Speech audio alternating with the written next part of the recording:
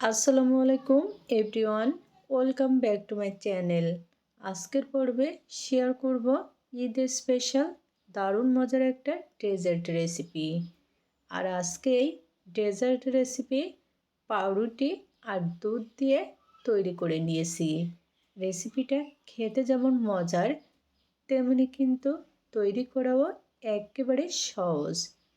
তো আশা করছি আপনাদের কাছেও খুবই ভালো লাগবে এবং সহজ লাগবে। তাহলে চলুন দেখে নিই কীভাবে তৈরি করছি।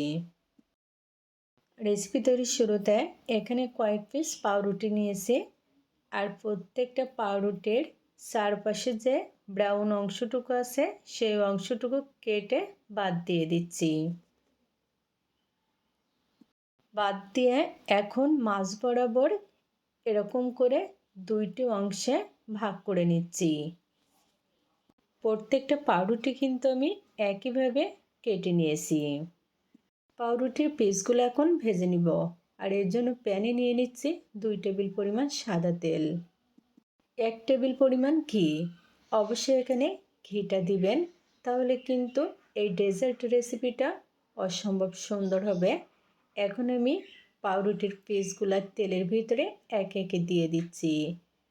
আর হ্যাঁ, এই পর্যায়ে কিন্তু চুলার আঁচটা লোতে রাখতে হবে। ঠিক 1 মিনিট মতো ভেজে নেওয়ার পরে এখন উল্টে নিচ্ছি।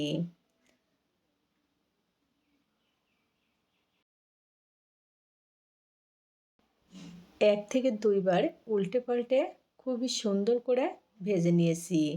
তাছাড়া পাউরুটিতে কিন্তু দারুণ সুন্দর একটা কালার চলে এসেছে, আর এগুলো কিন্তু পুরা টোস্টের মতো হয়ে গেছে, মুচমুচে। এখন তুলে নিচ্ছি। সবগুলো পাউরুটির পিস কিন্তু একইভাবে ভেজে নিয়েছি। তো এই পর্যায়ে মালাই তৈরি করব, এর জন্য প্যানে নিয়ে নিচ্ছি লিকুইড মিল্ক। এখানে সব মিলে 400 গ্রাম দুধ নিচ্ছি, তবে 300 গ্রাম প্যানে নিয়ে নিচ্ছি, আর 100 গ্রাম রেখে দিচ্ছি পরবর্তীতে লাগানোর জন্য। 1 চিমটি লবণ দিয়ে দিলাম। মিষ্টির জন্য নিয়ে নিচ্ছি 100 গ্রাম পরিমাণ চিনি। বাকি 100 গ্রাম দুধ একটা মিক্সিং বলে নিয়ে নিচ্ছি, আর সাথে নিয়ে নিচ্ছি 1 টেবিল কাস্টার্ড পাউডার। এখন খুব ভালো করে মিশিয়ে নিচ্ছি, যেন এর ভিতরে কোনো দলা না থাকে।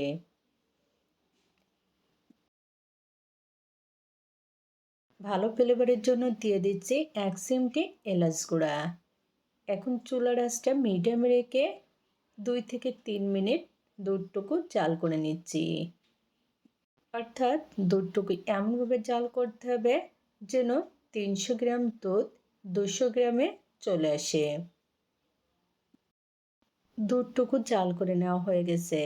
এখন চুলার আঁচটা লোতে রেখে কাস্টার্ড পাউডারের মিশ্রণ দিয়ে দিচ্ছি। আর হ্যাঁ, মিশ্রণ দেওয়ার সাথে সাথে কিন্তু এরকম অনবরত নাড়তে চাড়তে হবে।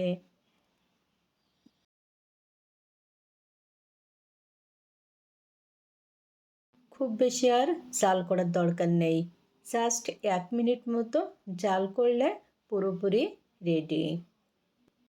এখন চুলা থেকে নামিয়ে ঠান্ডা করে নিব। ডেজার্ট তৈরির পুরো কার্যক্রম রেডি। তো এখন ভেজে রাখা পাউরুটির উপরে কাস্টার্ডের মিশ্রণ দিয়ে দিচ্ছি। আর হ্যাঁ, এই মিশ্রণ কিন্তু খুব বেশি গরম অবস্থায় দেওয়া যাবে না, আবার একেবারে ঠান্ডাও না, কুসুম গরম থাকতে হবে, এমন অবস্থায় দিয়ে দিতে হবে। সবশেষে ডেকোরেশনের জন্য দিয়ে দিচ্ছি কাজু বাদাম আর কিশমিশ। চাইলে কিন্তু অন্য যে কোনো ড্রাই ফ্রুটস এখানে অ্যাড করতে পারেন। এখন কিন্তু রেসিপিটা পুরোপুরি রেডি, শুধু খাওয়ার পালা। তো আশা করছি আপনাদের কাছেও খুবই ভালো লেগেছে। যদি ভালো লাগে ট্রাই করে দেখবেন। আবারও দেখা হবে নতুন কোনো রেসিপি নিয়ে। সবাই ভালো থাকবেন, সুস্থ থাকবেন। আল্লাহ হাফেজ।